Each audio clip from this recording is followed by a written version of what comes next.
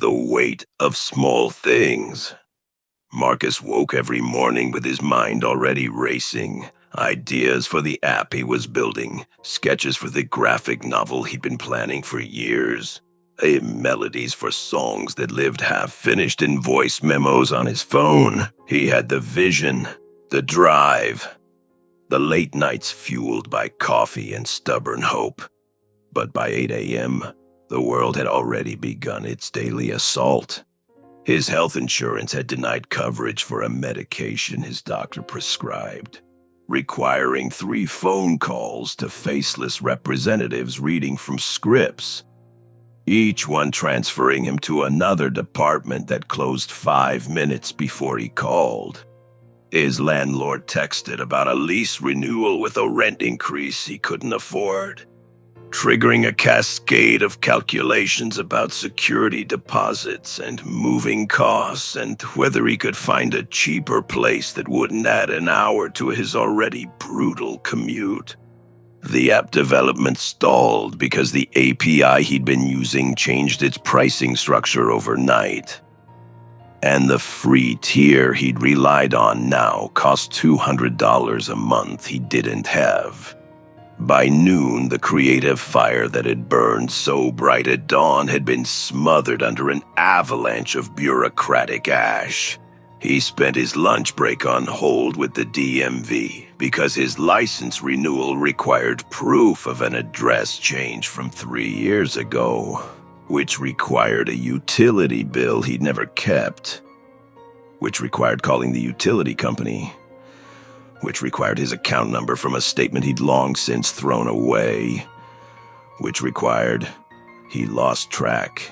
Meanwhile, his inbox filled with automated rejections from grant applications, student loan payment reminders despite having submitted forbearance, paperwork twice, and a notification that his bank account had been overdrawn by $35 because a subscription service he'd forgotten about had charged him $9.99, triggering a fee 10 times larger than the original charge. Each problem was small, solvable, mundane, but together they formed an impenetrable wall between Marcus and the person he was trying to become. He wasn't failing because he lacked talent or ambition. He was drowning in 1,000 tiny cuts, each one requiring time, energy, and resources he simply didn't have.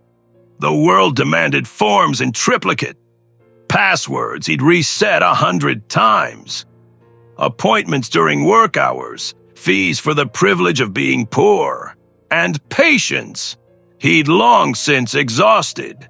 By evening, Marcus sat at his desk staring at the blinking cursor in his code editor, the blank page of his story, the silent keyboard of his music software. He still had the ideas. They hadn't gone anywhere, but his hands were too tired to type, his mind too cluttered with tomorrow's battles.